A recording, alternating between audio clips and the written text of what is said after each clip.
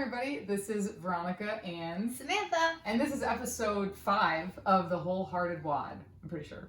And 5 already. Yeah, crazy. People gotta catch up. Yeah. If you missed the other ones, you have to watch them.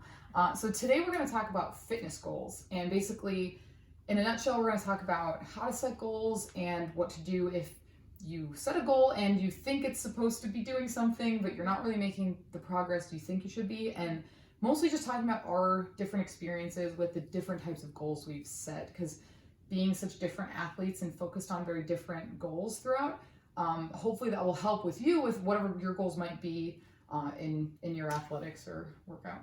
Yeah, and we're going to dive a little bit deeper into it than what you would kind of see online or in other podcasts, coming from a personal training perspective as a coach and a CrossFit perspective, which is pretty cool. Yeah.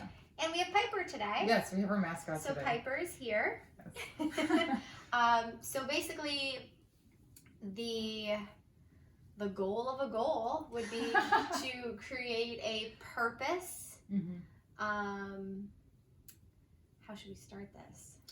I guess the main thing is, I think a lot of people, like, they want to set a goal, but they don't really know where to start. Like, it's like, okay, well, I want to be more fit, but then it's just like, it's such a vague thing. Like, how do you drill into, like, what is you should actually be focusing on? Like, well, Absolutely. Should I be running? Should I be doing this? Should I be eating differently? And you had a good story with, like, a client you had where it was, because a lot of times you probably have this as a personal trainer, you have people come in and they're like, oh, I just want to be fitter. And you're like, yeah, but what does that mean for you?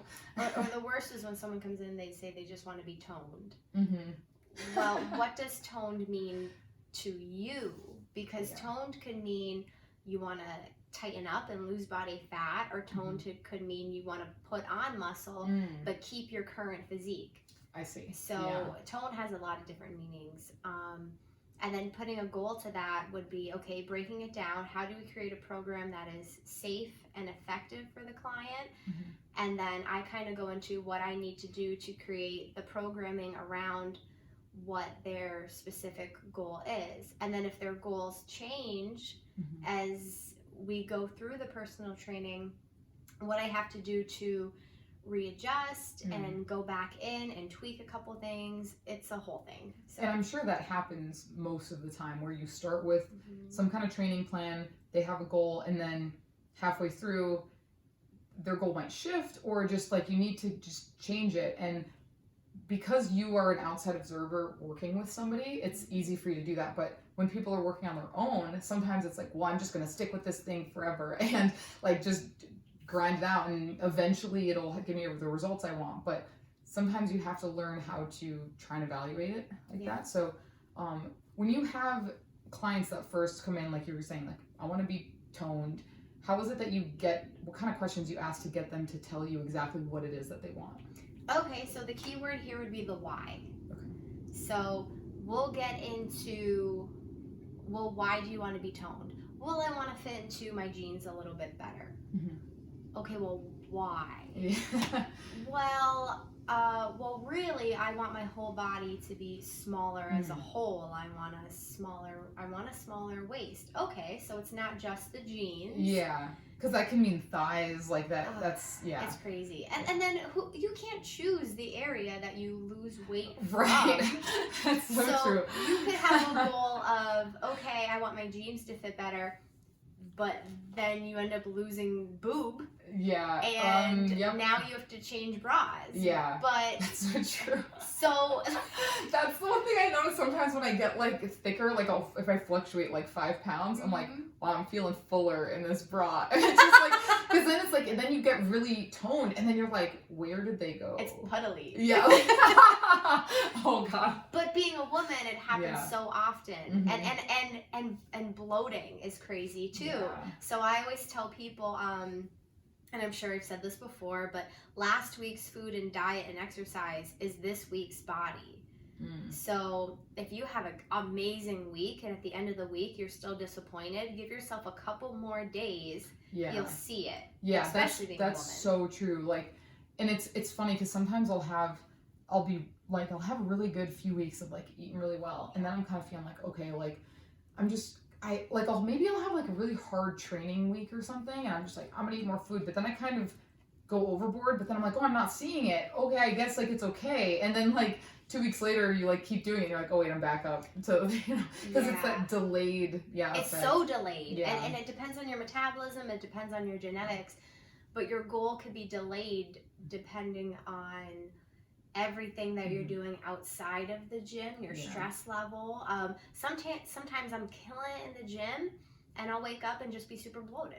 Yeah. And I'll just have to go back and be like, okay, what did I eat to make me feel this way? How was my sleep? Yeah. How was my rest and recovery? Is my body just protesting because of our training addiction? Right. Yeah. Well, that's the thing too. Like you've talked about like getting the muscle pump. It's like, okay, when you work a muscle a lot, it's going to be a little more puffy. And so sometimes like I'll work a lot of abs one day, and then the next day, like you think like, oh, I worked all these abs, like I'm gonna feel really slim and tight, but then you like feel really puffy and bloated, and you're like, what the heck, like they didn't do anything. But then it's like, well, that's because you worked the muscle. It's gonna take some time for it to tighten up. Absolutely. It's gonna vary from person to person, but mainly the job of a realistic fitness goal would be not to be the same every single day, but be the same throughout a period of time.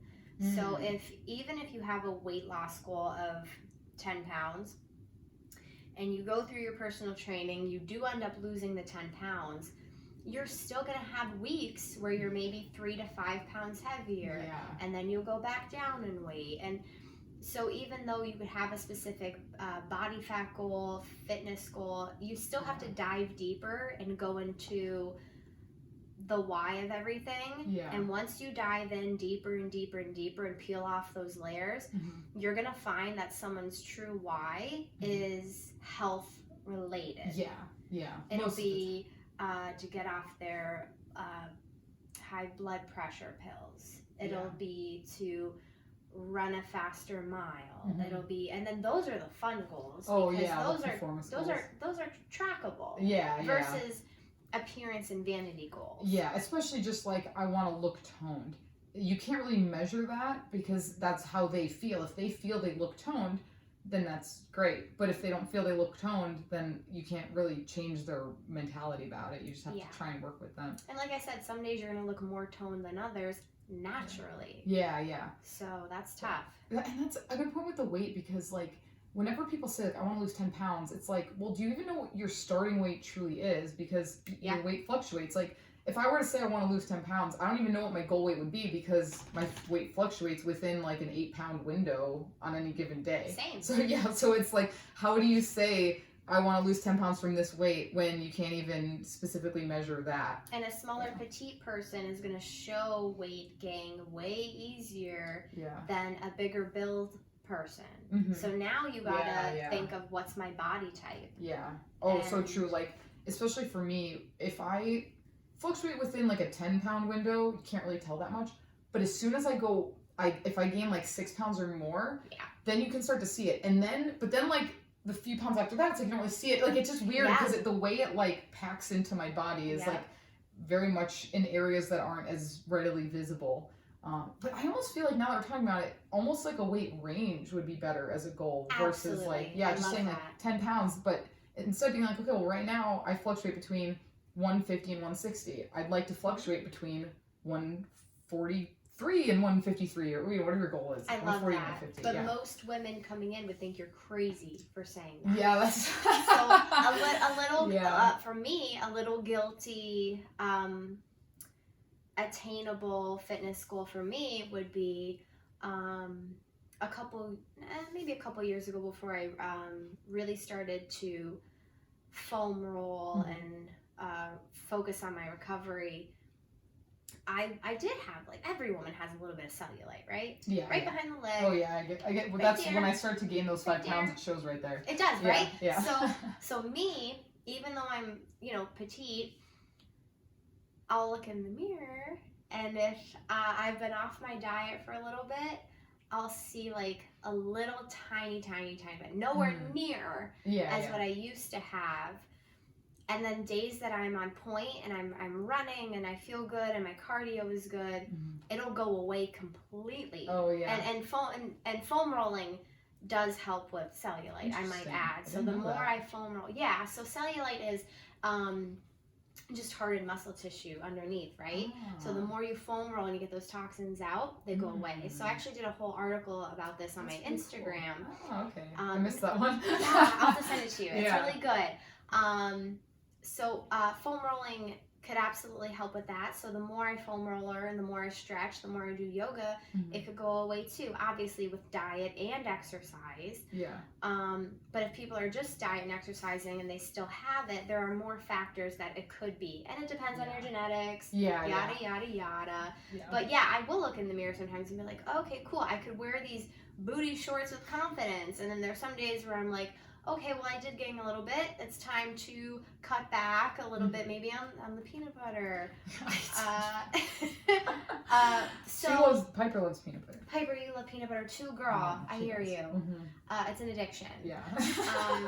But so it could be something as simple as that. Maybe not the scale. Maybe something, a little area showing, or the side boob right and here. it's funny, I never really thought about, like, I do have that, and I sometimes am like, oh, like, I don't know why, like, that's still there. And then you one time were talking about push-ups, and I was like, I suck at push-ups. Maybe that's why. I guess, like, I need to do more push-ups. And I didn't even think it's fun. Like, you don't really think about it sometimes. It's like certain areas you don't like, but you don't necessarily know what you're supposed to do. So if you're listening and you can't see us, we're talking about that little stubborn area right next to your armpit in front. Yeah. Like when you're wearing a tank top like I am, and you move your arms in front of you kind of, and there's like a little extra.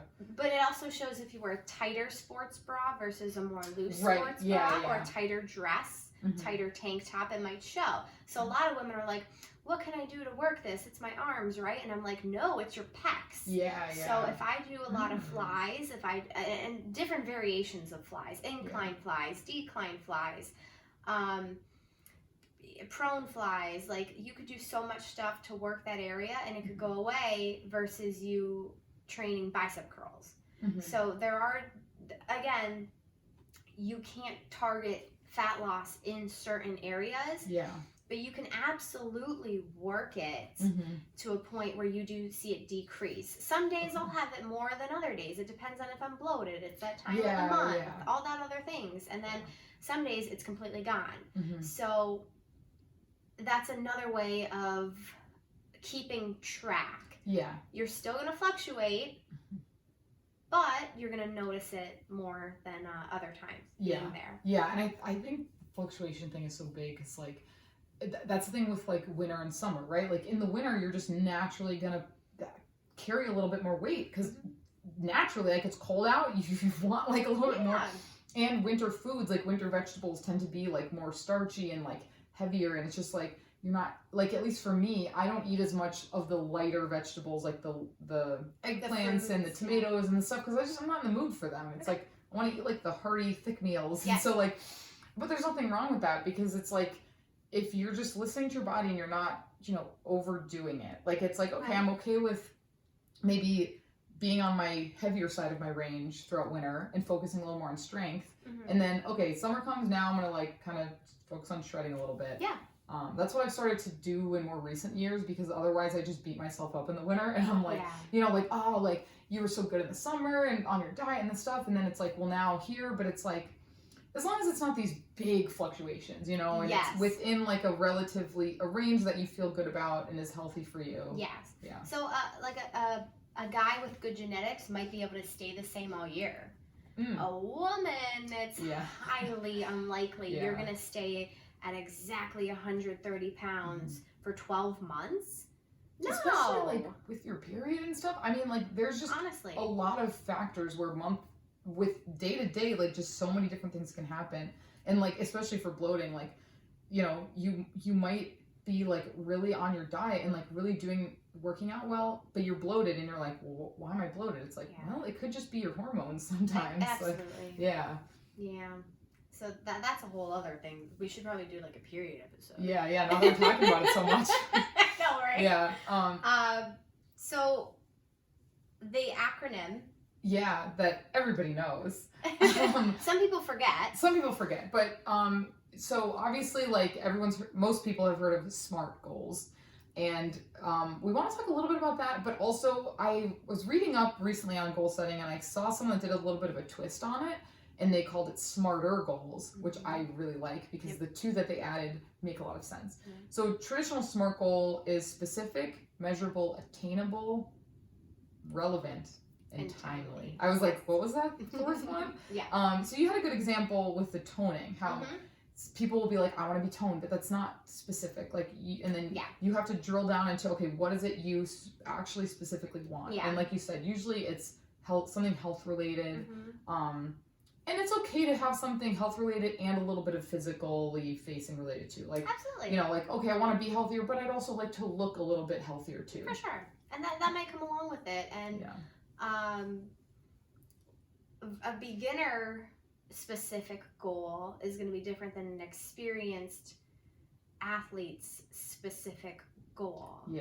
So that's a whole thing as well, where a beginner might not know where to start and they have all of these goals, where a regular athlete who's putting in the work might now have a goal of looks, might now start to put appearance first, where they never have, and that is okay too.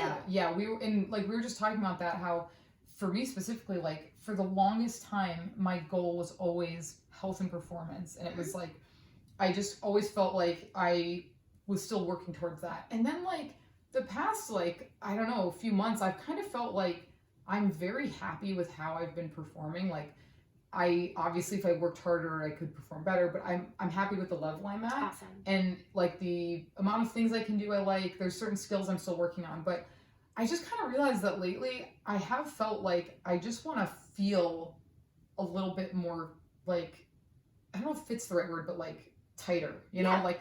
And that's one thing I struggle with because I hate doing like outward appearance related goals. And it's like, obviously if you want to feel like tighter, you're going to look tighter. And so part of me is like, oh, well, I want to look tighter. But then it's like, okay, well, I want to look a little bit more, I guess, toned, you would say. But I also, what I'm really after is that feeling of like when I like, because I think back to when I felt the most fit. And probably when like body-wise felt the most fit was when I was about, right now, like my baseline fluctuates around 155. I think when my baseline was like 147, kind of like the middle of that range was when I felt the best. Just that little bit, that's crazy. Yeah, literally, like not that many pounds.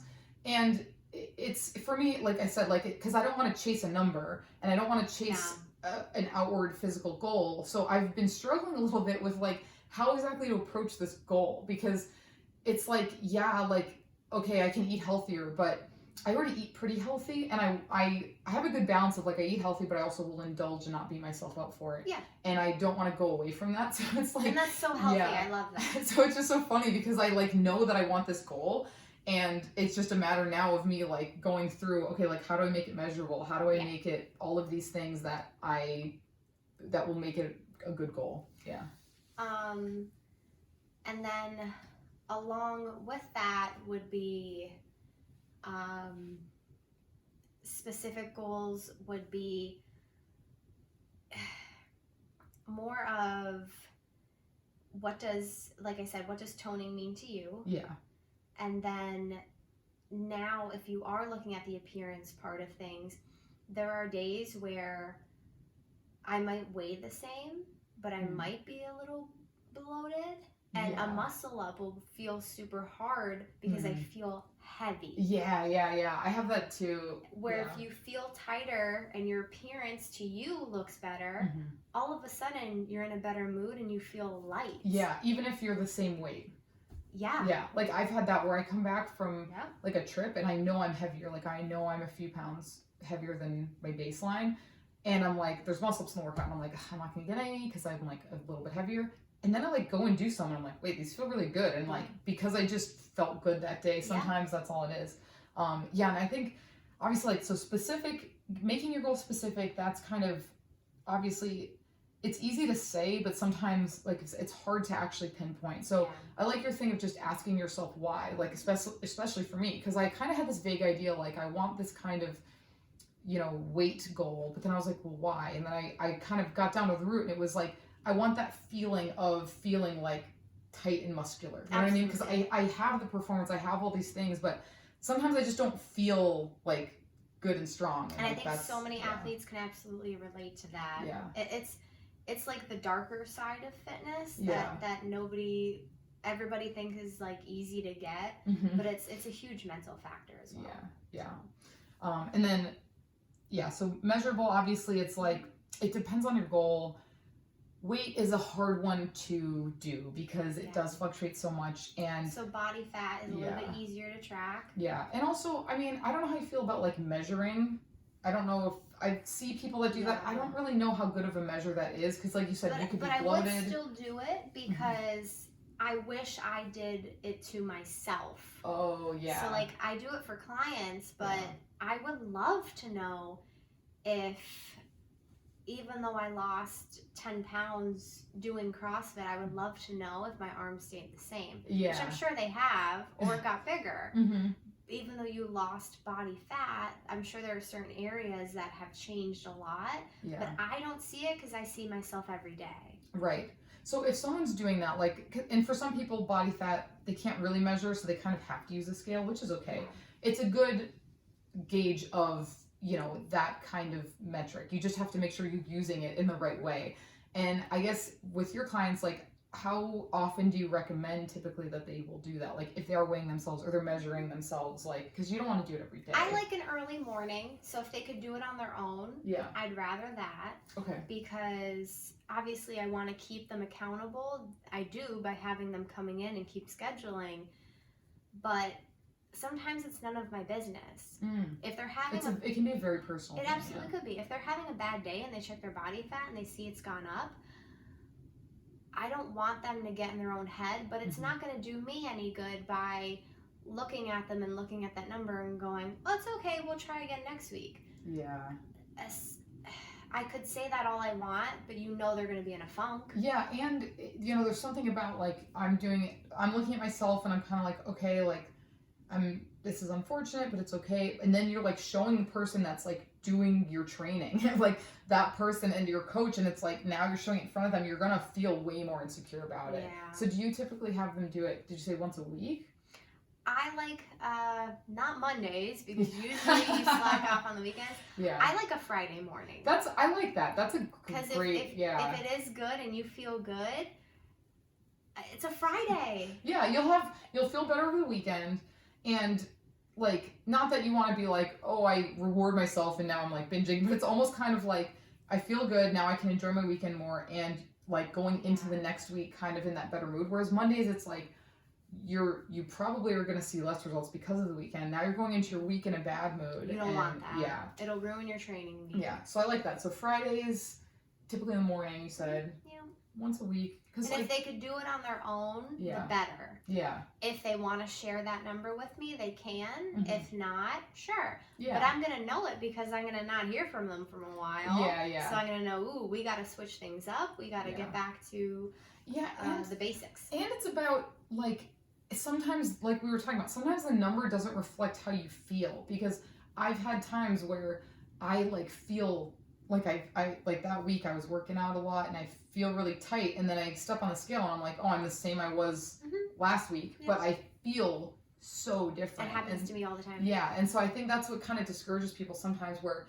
they, on a certain metric, it's a good thing, and then they evaluate this other metric and then it's bad, and they're like, oh, well, now it's all bad. It's like, well, no, if you feel good but the weight doesn't reflect it, you're still making progress. Like, it's still a win. Yeah. And then another way you could, measurable goal, would be examples like strength training. Your goal could be, to bench 135, and you're only doing the bar right now. Yeah. Well, after a couple weeks, if you could pop on some 5s, good. A couple weeks later, you could pop on some 10s, good. Yeah. So I'm not saying measurable goals have to be appearance related. Right, yeah. It could be, I want to do a pull-up. Well, can you physically lift your body over this bar right now? No. Yeah. Well, what if you get halfway in a couple weeks? Good. And then you just keep going. And And one thing I like about that is, like, so if you think about it in terms of, we'll say bench pressing as an example. Most people who are in the fitness world know that you'll start, say with the bar, and then you start moving up in weight each week, and then you have a deload week, because you can't just keep going up and up and up and up. And whereas a lot of people know that for like strength, they tend to forget that for like weight. It's like, yeah, you can cut weight and like you can cut like 3 weeks in a row, but then kind of inevitably that 4th or 5th week, your body's probably going to go, if not stabilize, maybe go back up a little bit because it's been working so hard. Okay, I need a break before I start doing this again. So it's kind of like deloading your like weight a little, or like, you know, your weight goes up, but it's kind of like that deload aspect. And then what happened to me, just because we're talking about bench press, when I started doing CrossFit, I didn't bodybuild as much, so I wasn't benching regularly, and I love bench. Yeah. So I wasn't benching regularly. There are a lot of, I was just doing more legs. I was getting overall stronger with CrossFit because I never really did Olympic lifting before. And I went back to benching regularly maybe like a couple months ago, and I hit a PR. Like crazy. Yeah. So That's so funny. So it could happen like that as well. Yeah. You're just overall getting stronger, and all of a sudden your body could lift heavier weights naturally. Yeah. So you could have a specific goal. I want a stronger bench, but if I'm throwing other exercises at you, just know that there's a purpose behind it. Yeah, for sure. Yeah, and I guess you know, the next of our SMART part of it, next one's attainable, which kind of goes without saying. Of one comparison I like to make is, like, a good example is our body types. Like, I naturally have big legs, and like, it's funny because sometimes people at the gym will be like, oh, I want your quads, and I'm like, well, I don't know how to get you them because I didn't really have to do anything. Like, my quads are just naturally large. And that's one thing that bothers me sometimes with these, like, people who sell fitness programs online. A lot of times, like, they just naturally have a very slim build, or they have really narrow hips. And so these women are like, oh, I want to look like her, I'm gonna get her program. But it's like, no, like, you might look like your version of her. Yes. You're not gonna look exactly like her. And then don't get disappointed when you look fitter and you look good for you, but you don't look like that other person. And so that's with attainable. Like, I always just tell people, I'm like, just know that everyone's body is different, we talked about, and you're gonna get to your level of that. And then another example of attainable would be health versus vanity. So an older client might come in and they want to say, well, I want to walk up the steps easier. Well, you can attain that once you reach that goal and you're able to easily walk up the steps and you feel it and you know it. You could pretty much attain that as long as you keep going. But if they're like, oh, I want bigger biceps. Well, attaining that is going to take a lot more than walking up a set of steps, breathing better. Yoga people, a good goal to be attainable would be keeping your stretches. And like, just like with your bicep point, it's like getting stronger biceps, that's more attainable, I would think, because it's like you can work the bicep and you know whether or not, like, relatively, if I do these things for this long, it'll get stronger, but that doesn't necessarily mean it'll get bigger, like, in size. Exactly. Yeah, because like with legs, great example, like, there are people at the gym way stronger legs than I have, but they look super, like, their muscle is slimmer, so it's just kind of funny because it's like I look like I'd be so much stronger in my bottom half, but it's just like, that's just because they're naturally thicker. They wear it differently, correct? Exactly. So I have this one client that she does like weekly yoga challenges, and she's trying to get better with her splits. Oh, cool. So she's getting lower and lower, and it's almost there. Nice. So I love that goal versus, well, I want to get better at balance. So there are so many goals, and we could go on and on about the specifics of attainable goals. But it all boils down to an attainable goal is always going to come easier with a health goal versus an appearance goal. And I guess for relevant, same thing with health. Like, if your goal is appearance based, like you said, why? Like, do you just want to look good for other people? Because that's a very hollow goal, and you're not going to be happy once you get there because it's going to be miserable. And not as many people will notice or comment on it as you think they will.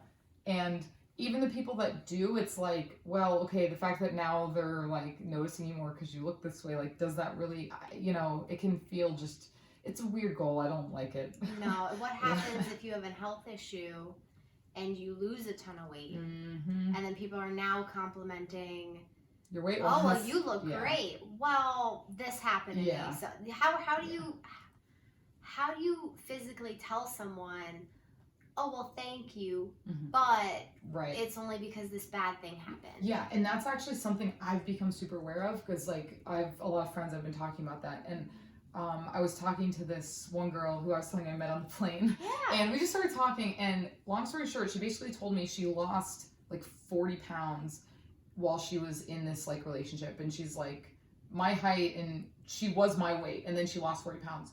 And she looks like healthy. She's very skinny, but not like, she doesn't look like in an unhealthy way.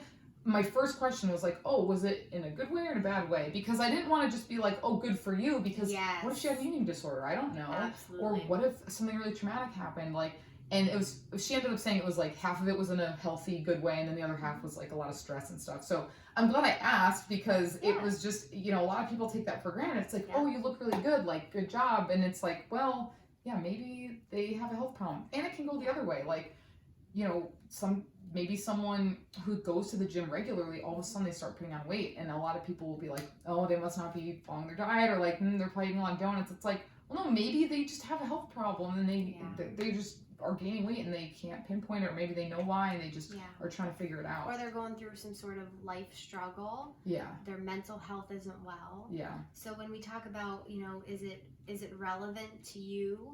It does boil down to a lot of mental health as well. Yeah. And the last one of the regular SMART is one of my favorite ones to talk about, which is timely, because so many people, specifically with weight loss goals, do not give themselves enough time. They're like, I want to lose 10 pounds in 2 months. And it's like, okay, like, you can do that, but it's not really going to be sustainable. And so at the end of those 2 months, what's your goal then? Because maintaining that is going to be kind of tough.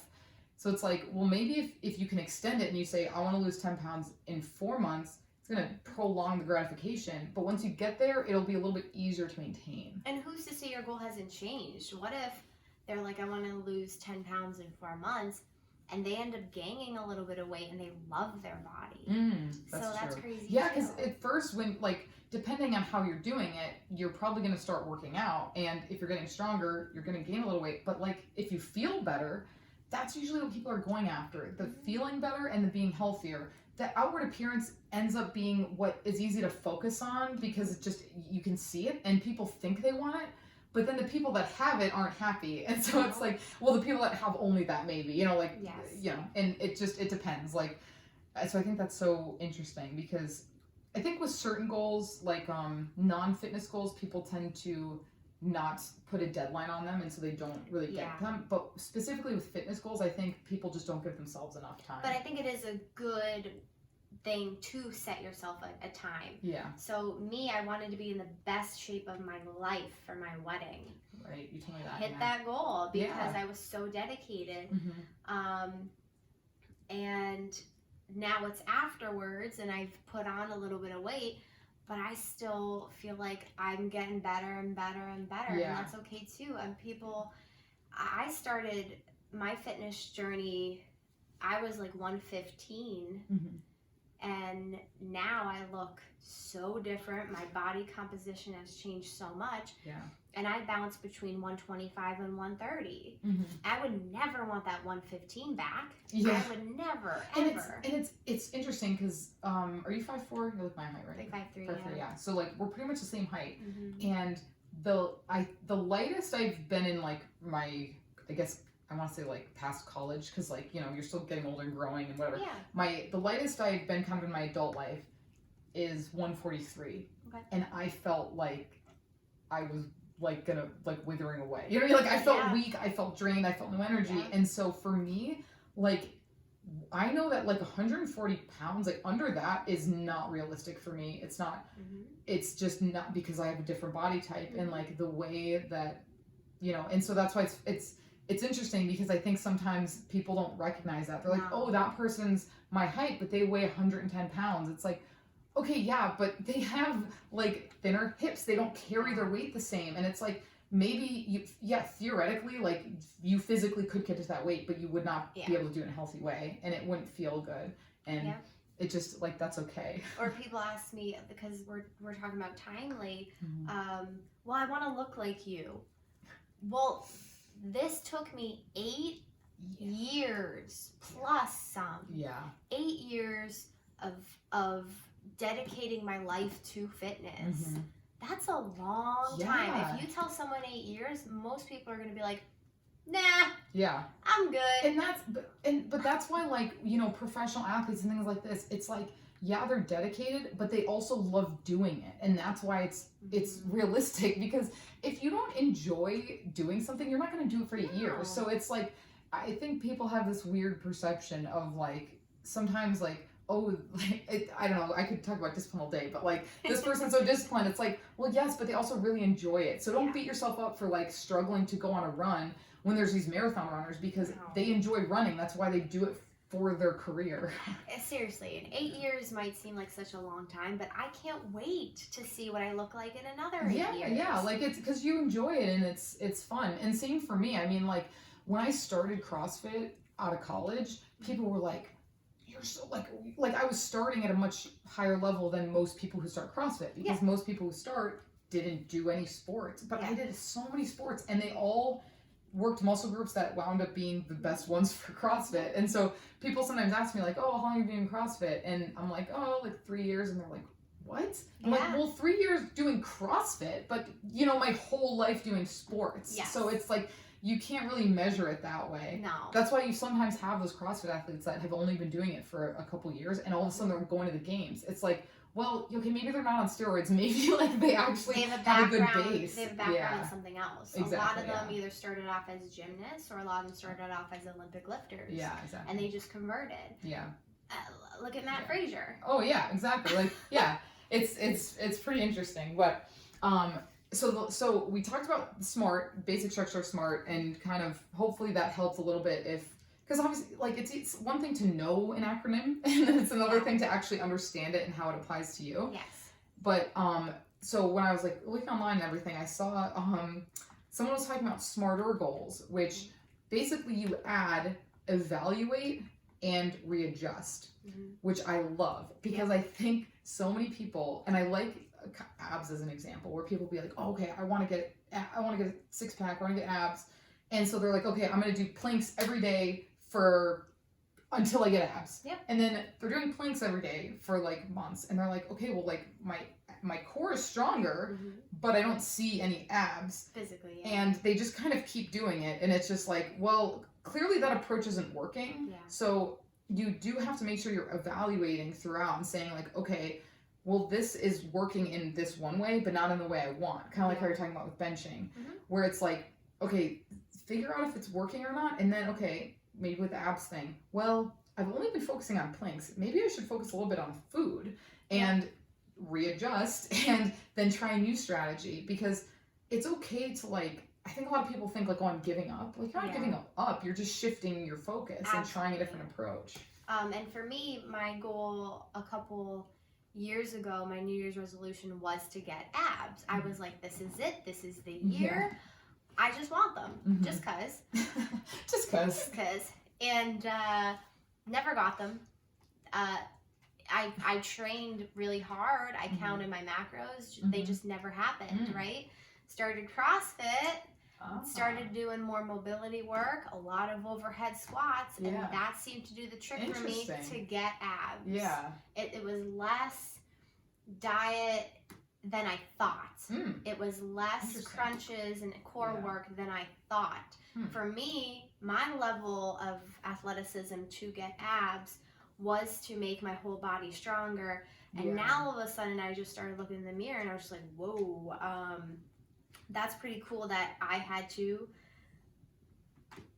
readjust, reevaluate what I was doing and just switch things up. I didn't give up. Yeah. It's just I switched things up and all of a sudden they appeared. Yeah, you recognize that. Too. Yeah, like you just recognize that the approach isn't working, and even if you don't know why it's not working or what you should try differently, just to acknowledge like, okay, I thought I knew how to do it. I'm doing this approach and it's not really working, and just being okay with that and saying, okay, like I got to think about this a little bit and that's why having a good coach and having a good trainer helps with keeping you on track with your goals, because a smart trainer is going to keep learning and keep up to date on the latest exercises and studies, so that way they now know, okay, this isn't working, let's switch to this, and boom, it might work, it might not. But you don't ever give up, you just keep going, and you keep learning, and you keep learning new stuff about your own body and your appearance and your fitness level. It's crazy how that happens. And like you said about the abs, how, you know, sometimes just doing more core work makes you eat better. Oh yeah, we were just talking about that. Yeah, like, because talking about my goal of just like wanting to feel fitter, like one thing for me is like, it's my core. Like if I work my core very consistently, I just tend to feel a lot better overall. So I started to do planks, not every day, but like I'll think about it. Like I'll do it probably every other day at least. Yeah, like I've been doing it a lot more often.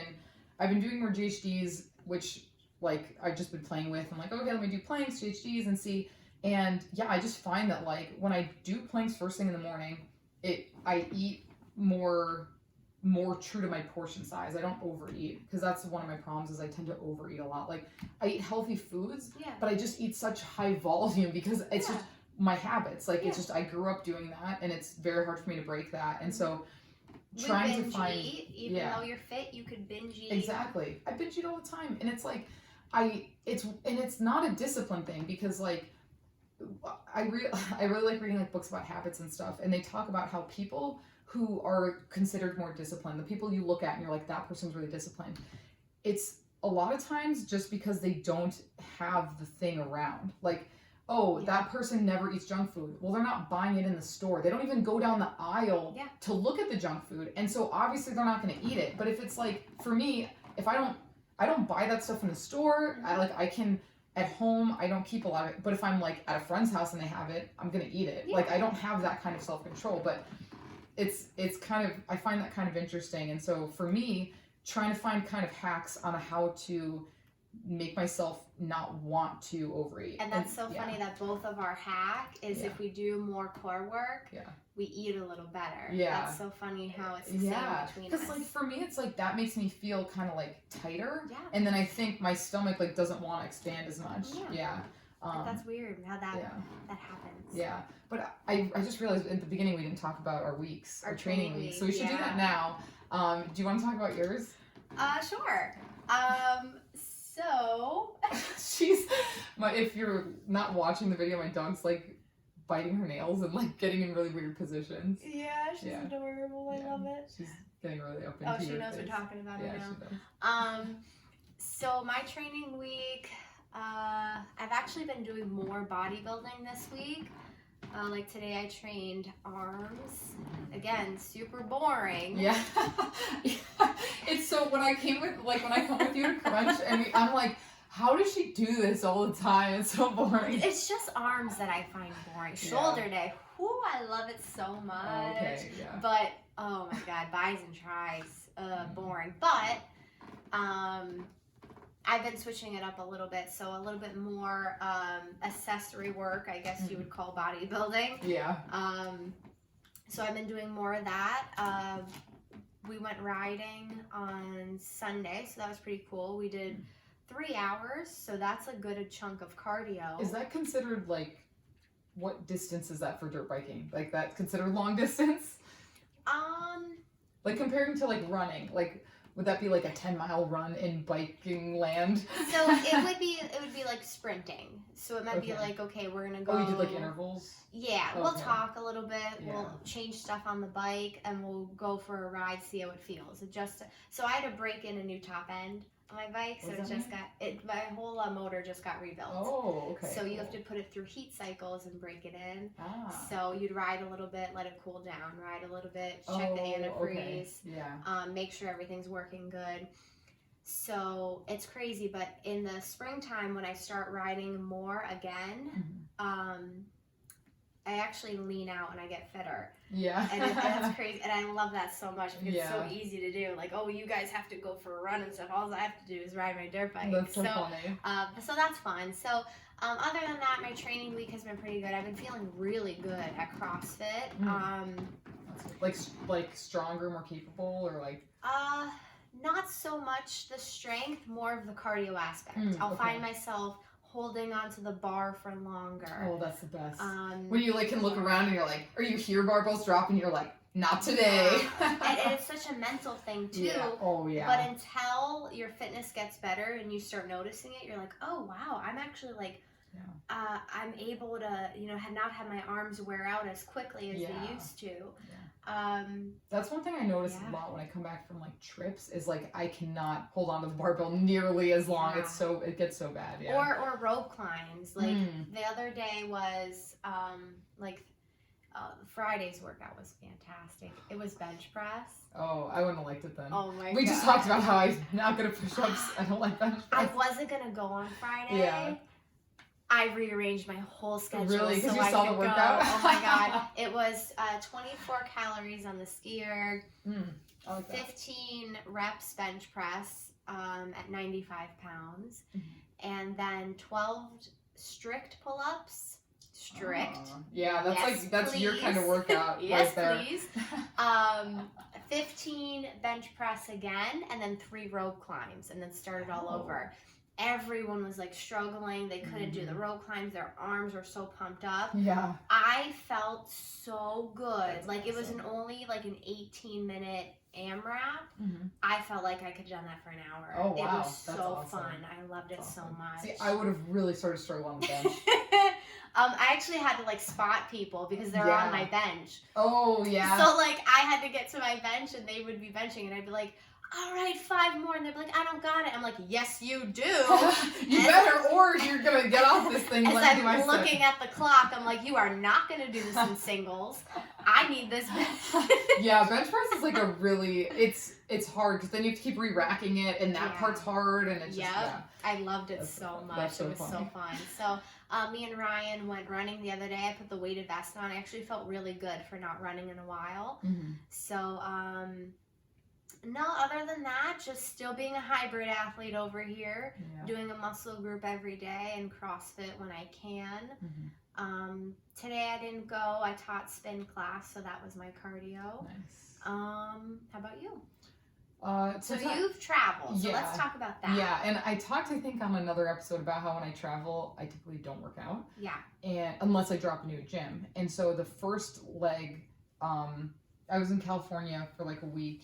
And I didn't really have... I love how she says that casually. Like, I was just in California for a week. Well, I was visiting family, so it's not like I was, like, doing all these crazy things. But I love it, though. Yeah, and the thing is, like, I don't really like running in a place I'm uncomfortable, like, I'm unfamiliar with. And especially being in LA, I was like, I don't really want to run here because I don't really know what's up. And I didn't want to pay a lot to drop into a gym. So I was just kind of, like, not working out. And I was like, I kind of knew going into it, I was like, I'm not going to beat myself up for it. I'm just going to be okay with not working out while I'm in LA. And then the next week I was in Minnesota visiting other family there. So you were on for 3 weeks? Yeah, it ended up being like 3 weeks total. So most of it was in, I guess like a week and a half to 2 weeks was LA and then a week in Minnesota. And in Minnesota it was nice because my brother goes to a gym, it's called The Firm, and they let you do a free week. Even traveling, they're like, yeah, you can do the free week. Nice. And kudos to them. Yes, that they're very awesome, very welcoming. I had so much fun. And they have like all different types of group classes and CrossFit.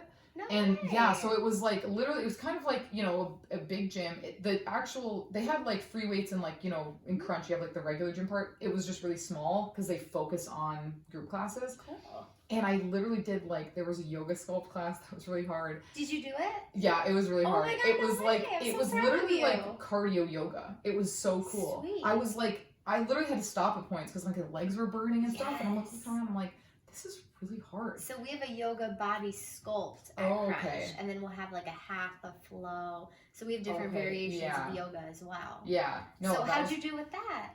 it was good. It was just really hard. Like, it was so long. I kept looking at the clock. I was like, when's this class gonna be over? Like, That's so funny yeah. because you're an athlete. Yes, exactly. Like, and that's what it's I think it's so funny. Like, certain things, like when I'm out of my comfort zone, I just, you know, like that was a struggle for me. And then I'm looking around at all these people, and they're just like going at it, and like, Yeah. whoa. Another class I did was a cardio hip hop class. Oh, no way. It was so fun. I'm like, Oh my God, this is news to me. yeah, I'm So like, this is oh, can you awesome. just Instagram? It was so fun. Like, it was like dancing and like doing hip hop, but like, no, it was like 2 minute song, like 2 minute portion of a song, and you'd like, she was moving so fast. This instructor, like, she's like moving her hips and doing stuff, and I was like, I can't move this fast. I'm used to like heavy weights and going slow. But it was cool because you do like a 2 minute burst, and then you take like a couple minutes and do it again, and so it was like intervals with dancing, which was really awesome. And then, you know, like probably half the time I did the CrossFit class, and then, but because I didn't work out so much in LA, I was eating like not very healthy stuff. I got to Minnesota, and I was like, I started doing 2-a-days because the gym was free week. You could do as many classes as you wanted. I was doing like twice a days and eating like. So what's a twice a day for you? What time in the morning and what time at night? So I was working out with my brother and sister-in-law at like 6 a.m. And then I would like shower, like have my day, and then I would go back at night like 5 p.m. or 6 p.m. class. So it was like very early and then very late. Okay, cool. Normally like a 12-hour gap. Yeah. Normally if I like in the past when I've done 2-a-days like here, I'll maybe do like I'll do some weightlifting like I guess like kind of late morning, and then I'll like do the WOD early afternoon, so it's not that much of a gap. So it felt good having a big gap because I was like fully rested, could go at it the next one, and I got to try out so many different classes. But like also just like I was eating so much in California because it was like eating all these cool restaurants, and like you're with people and they get hungry, and even if I'm not hungry, I'm like eating anyway. But what was nice in Minnesota is I was kind of on my own a little bit more with food, and I wound up just eating a lot less. And like but it just felt natural. Like it wasn't like I was trying to like starve myself so that I would make up for it. It was just like because I'd eaten so much and I felt so heavy, I was just like, I'm not hungry like that much, and eating smaller portions. You went through like a wave. Exactly. And like now that I'm home, it's like, okay, now I'm gonna go back to just my regular working out, eating like more traditionals, you know, more true to my portions and everything. Because I play around with fasting and stuff, so sometimes I like to eat like a big meal and then I'll go longer time before my next meal. I don't know, I just like playing around with that. So that was my week. Which a lot of people do. Yeah. Nice. That's so cool. That's news to me. Yeah, no, oh man, that hip hop class was so fun. I'm like, if we had that here, I would do that all the time. I'm like, maybe I would do that instead of CrossFit. No, I love CrossFit. I would definitely do like that, like in the morning. Hip hop CrossFit. Yeah. Oh, bring barbells in. No, that would be. That's a good like morning thing because it's like music gets you in a good mood. You're dancing. You're loosening up. CrossFit's tough in the morning. I like to do it later, but I like to work out in the morning, so it's like. That's why I don't mind doing spin in the morning because it's kind of mindless. You just pedal. Yeah. And then I like doing my heavier lifting. If I bodybuild, I like to do it at night because I have the most food in me. Oh yeah. So I feel stronger. But if I do CrossFit, I like doing it midday. I usually go to the noon classes because I do have a little bit of food in me, but not. I don't feel like super heavy because there is a lot of gymnastics some days. Yeah. 12 o'clock's the magical class time. So if I had to do 3 a days, it would be like a cardio in the morning, maybe some sort of CrossFit style hybrid mixed in with gymnastics and Olympic lifting midday, and then at night would be like a muscle group, probably shoulders. Yeah. So you're like, man, I need to re-watch that training addiction video we did. I've been good. I've been doing 1 a days. But it's also okay to fluctuate. You know, like I was just saying, like I had that week where I wasn't doing any working out, and then I had a week where I was doing 2-a-days a lot. But it's just like, you know, now I'm back. It's not like I'm gonna keep doing 2-a-days every single day for the rest of my life. Like it's okay to have, you know, waves of that. Absolutely. A very intense week and then a laid back week and then maybe an intense week and then a rest day somewhere in between. Somewhere. What's a rest day again? It's when you like aren't supposed to work out, but you kind of do, and you just don't try not to sweat. Ooh. Wow. People do that? Yeah. Huh. I'm actually pretty good about taking my rest days. I used to not be. I used to on Sundays I'd be like, no, I need to go on a hike or I need to do something, and it's like, yeah, it's okay to like do active recovery, but like when it's consuming your whole day and you like can't relax because you just want to be working out, like. So Veronica's realistic goal is to stick with her rest days. Yeah. Is that realistic? Stay tuned. Yeah, your realistic goal is to like have a rest day. Yeah. Yours is to stick with it. Mine is to find one. Yeah, find one. Yeah. Because even if I don't work out, I'll still go riding, and that's still cardio. And it's like, I mean, if it's not consuming you, and it's like you're still being healthy. You know, like it's okay. Like, don't overthink it. I feel like it's when you're overthinking is when you're probably thinking about not wanting to rest. But like, you know, if you don't feel like you need the rest day, it's okay to not. Absolutely. And if, because we're talking about goals today, it is important to realize athletes that do need rest days, maybe that's their goal. And beginners, maybe they're trying to get out of those rest days. Exactly. Yeah, there's definitely, if you're more prone to like overworking out, then that your goal is to incorporate rest days. But if it's under working out, and same with diet. I mean, more so, a lot of guys I know like really struggle to put on weight, and so it's funny because they're trying to eat more food and it's hard for them to eat enough. And then you have most women who are like trying to eat less, and it's just so funny because it's like so true that like you never have what you want. Like, you know what I mean? And it's just hilarious. It's like straight hair versus curly hair. Yeah, so true. I used to hate it. Now I actually like it, but you embrace it. I embraced it, but I find that so entertaining. Like when guys will tell me that, like, oh yeah, I've been trying to gain weight, like I've been eating like 3,000 calories a day, and it just either they do put on weight, but it's so hard to maintain that, like eating that much. And I just tell them, I'm like, you probably shouldn't say that to a lot of women. Like I was like, I don't care, but just know you'll offend them. Yes, they will get very mad at you because they wish they had that problem. So me and Ryan watched a YouTube video yesterday. This is completely off topic, but it was Eddie Hall switched diets with his wife. Oh, really? So he eats about 8,000. So Eddie Hall, like if people don't know him, in the world. So like, I mean, did they talk about his calorie intake, like the numbers? Oh my gosh, I gotta send it to you. Yeah, send that to me. So she typically eats like 15 to 2,000, depending on her day. Okay. And he usually eats like 8 to 10,000. Yeah, I was gonna say it's got to be around 10,000 because that's kind of. And if you don't know who he is, you gotta look him up. He's a giant dude.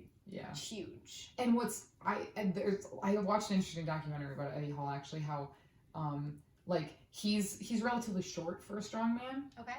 Most of them are like 6'4". He's still tall. He's still tall, but he's probably like 6. I don't think he's taller than 6 foot, but he's like quote unquote short for a strong man. Yeah. And what's interesting is like I was watching this documentary and he was going to the doctor and like the doctor's like he's like having some health issues and stuff. But the problem is he didn't have enough bone to like support all the muscle. Yeah. So at a point you have to start putting on fat, and then the fat can support more muscle. So like he actually had to like put on more fat to get stronger and put on more muscle. Crazy. And I was like, oh my gosh, that is like mind blowing when you think like you don't think about these things. And they have people that monitor him. Oh yeah, and he knew for him it was like, that's okay, this is a short term. Yeah, it's a short term goal. Like he knows, like in the documentary, like his wife too was talking about, like this is a means to an end. Like it's not like he's trying to do this into his 70s. Like this is his current goal. It's not sustainable like long. Yeah. So when they swapped diets. Yeah. The poor woman, I felt so bad for her. She took like a nap midday. Yeah. Like her breakfast was like 2,000 calories. So they would go out to a restaurant. Yeah. They would order what they would order. Oh, that's so fun. And they'd swap. But here's the catch. She's vegan. Really? He's not. Oh, so she ate She had to eat steak, chicken fajitas. That's tough. So, like, for those that don't know, I've been vegan for like 3 years. But like I don't eat a lot of protein in general. Like I've never been a big protein person, and even being vegan, like if I eat like a Beyond Burger or I eat something that's very high protein or very high fat, or I don't know if it's the combination or what, I feel pretty crappy. Yeah. Like I'm okay if I eat like a Beyond Burger, but like I can't eat like a lot of those An fake abundance. meats. Yeah, because it's like even if I eat too much tofu sometimes, I don't feel very good because it's just a lot of protein all at once. Yeah. So like I can't imagine like eating like, oh man, I gotta watch that video. You got to. Yeah. It's insane. So he would order like a big steak meal. I swear he ordered cheesecake with every meal. Oh my gosh. This poor woman is trying to digest all this food. He's starving. Yeah, I bet. He's so what was hungry. he eating, like salads? Or like So he ate a lot. He ate a lot of like vegetables and mush. This one thing that she ordered from the restaurant was like this big mushroom meal, and he was like, "Is it even okay to eat this much fungus?" It's so funny. In his normal food, like I know he eats a lot, but he probably doesn't eat a lot of vegetables, right? Because it's most really dense food. Well, he does on top of everything else. So oh, man, and then then she'd be so full, and he'd be like, "Oh, you got to do a protein shake on top of oh all my that." God. Was it just for one day? One day. Okay, yeah. because I was gonna say like I feel like one he day would is starve. Even, yeah, and she would. Well, he blow said up. even his blood sugar level was Oh, dropping yeah. like was crazy. he like getting really sleepy? He was getting dizzy. Where yeah. she took a full on nap, Yeah. and he had to carry her out of bed mid episode to make her eat his first dinner. Oh my gosh. Not a second, and then not a snack. His first dinner. So go that's watch wild. it. Yeah, that's cool. It's hilarious. It's it's not that long. Yeah. But me and Ryan are just watching it like, dude. I love that. This poor woman. I felt bad for her because she's not an athlete. Yeah, she's. Yeah. She looks like a normal, typical woman. Yeah. She's not this like crazy big athlete, but she's also not this little scrawny little thing. Yeah. But and then he would be like, okay, go for another chicken fajita, and he'd be like, oh, it's good to switch up the food, so have your 4 chicken fajitas, eat this cheesecake, and go in for a 5th one. Oh my gosh. And she's just like bloated, her stomach hurts. Yeah. And know what blew my mind? Yeah. She only burped once. Really? Throughout the whole video. But what kind of what blows my mind is like I feel like at a certain point like I would throw up or like physically not be able to consume that much. She handled it like a champ. He was so proud of her. Yeah, I mean, like, because I can eat a lot. And, like, I can eat a lot in a sitting, but, I mean, that's a lot. Especially because she's a vegan. So she's taking in a lot of meats throughout the episode. Did she get the meat sweats? I don't know. My brother gets the meat sweats. It's hilarious. The meat sweats. Yeah. Oh my god. He eats too much meat. He gets the meat sweats. I've actually have a lot of people now I know that are like trying to eat less meat, which is interesting. I am. So I went out and bought like a vegan protein powder just to see how it would change with my endurance. As weird as that is. And you said what you made like an ebook. Right? Oh yeah, I was like, because like I keep having these friends that are like, oh, I'm trying to eat less meat and stuff. What are your like favorite recipes?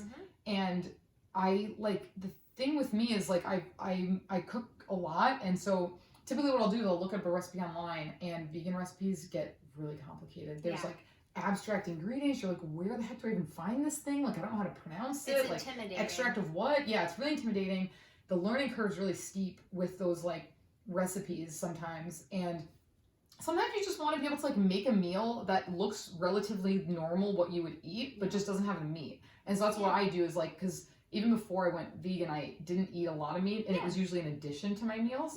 So I kind of just I'd take recipes online and then like kind of dumb them down I guess and like simplify them, or just like I would kind of make up things. And so as I've had more people ask me, I'm like, I should just write these down or like put them somewhere. So I made like this little ebook, and so I'm gonna send that to you. Please do. And let me know how you like the recipes. Yeah, so check it out. Yeah, and it's like a meal planning one, like a meal prep one, because that's hard to find too. Yes. With vegan recipes, usually it's like one thing of like 2 servings, and you're like, well, I kind of want to make this for the whole week, and you don't know how to proportion it. So cool. Yeah, so let me know too how that starts to feel, because like honestly for me, like people always ask me like, oh, do you feel like so great going vegan? And honestly, for me it wasn't.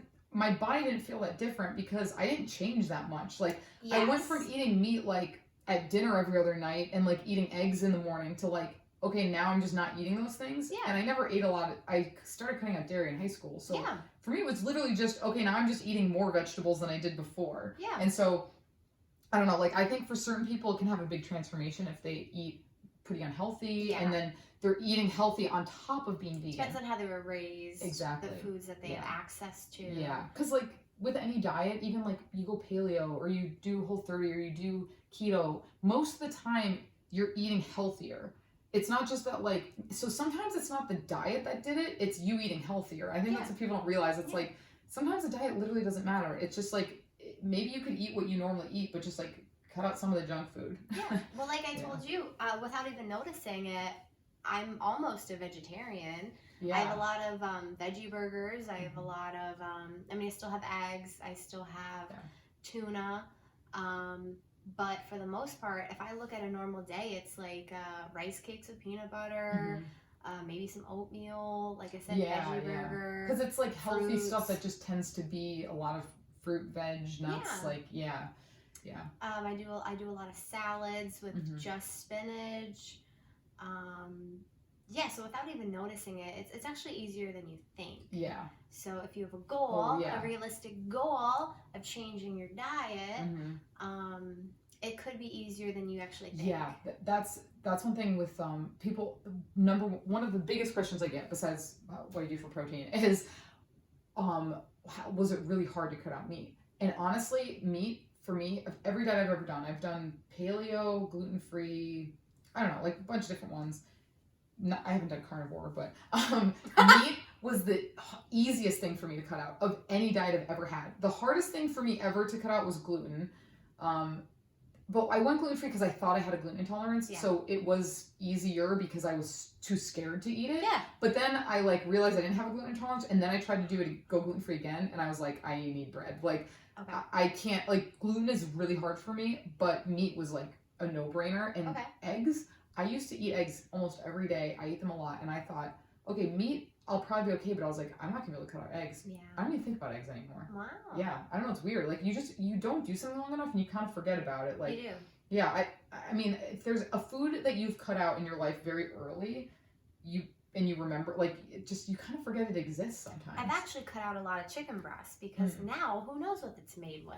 It's made with so much junk. Yeah, that was the thing, is like, for me, going vegan made my life easier because I always had this moral dilemma of like, okay, well, I don't want to spend $10 a pound on the organic chicken, but if I cheap out on this other chicken, I don't know what I'm getting. And so it was like, yeah, meat is cheap, but like, you're buying what you pay for. So it's like, you don't know what's in it anymore. Yeah, like, eating vegan can theoretically, depending on what you're eating, it can be more expensive. For me, it's not, because I eat very like basic stuff.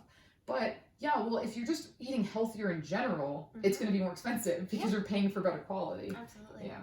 Yeah. So if you have a goal of changing your diet, just sit down. The internet is full of great meal plans. Check out V's ebook. Yeah, if anyone wants it, hit me up. Yeah, absolutely. All right. Well, thank you for watching and listening. Yay! We'll Thank you, guys. See you next time.